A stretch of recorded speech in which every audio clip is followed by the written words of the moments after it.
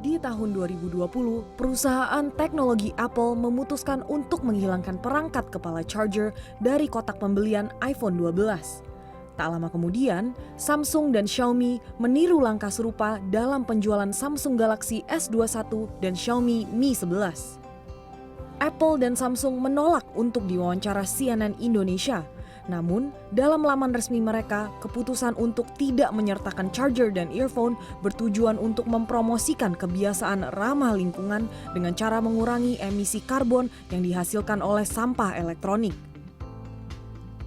Menurut Apple, dengan ditiadakannya komponen charger, iPhone 12 menggunakan kotak retail yang lebih kecil, sehingga Apple dapat memuat 70% lebih banyak unit dalam satu palet pengiriman, mengurangi emisi karbon. Meski begitu, menurut perusahaan riset Counterpoint Research, dengan hilangnya charger dan earphone, biaya produksi iPhone 12 lebih murah $4,2 Amerika Serikat per unit dibandingkan iPhone 11.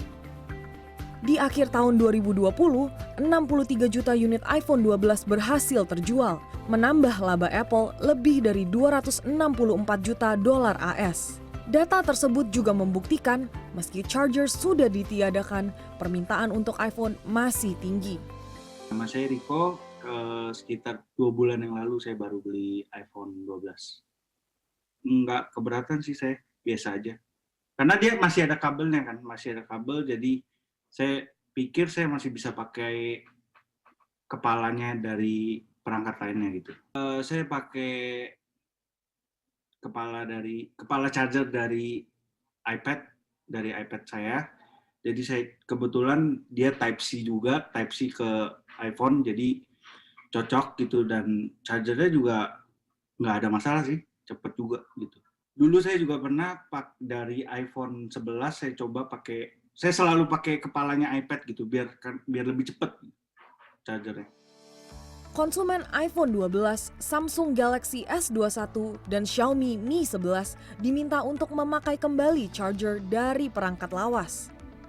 Menurut peneliti Lembaga Ilmu Pengetahuan Indonesia, selama integrated circuit atau sirkuit terpadu kompatibel dengan kepala charger, maka kepala charger lawas tidak berisiko merusak smartphone. Selama itu sesuai dengan standar yang sudah disyaratkan, misalkan kalau dari Samsung Galaxy-nya itu mengikuti standar IEC 62684 misalkan ya, dari Samsung tipe lawas sampai yang sekarang itu sebetulnya harusnya sih tidak ada masalah seperti itu ya, tidak ada masalah.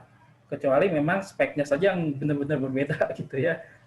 Kita misalkan HP-nya bagus tapi wall charger-nya yang jelek gitu ya. Kemudian misalkan proteksi di HP-nya misalkan kurang gitu ya, itu bisa merusak perangkat power yang ada di HP-nya tersebut, seperti itu. Atau misalkan kalau kelainan lain, misalkan kalau overcharge itu misalkan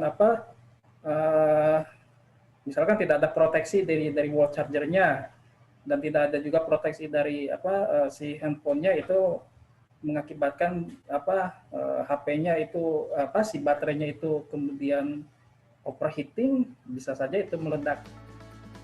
Jadi, apa saja yang harus diperhatikan jika ingin memakai kembali charger lawas untuk smartphone baru? Yang pertama, pastikan voltase yang masuk ke smartphone kompatibel dengan daya charger.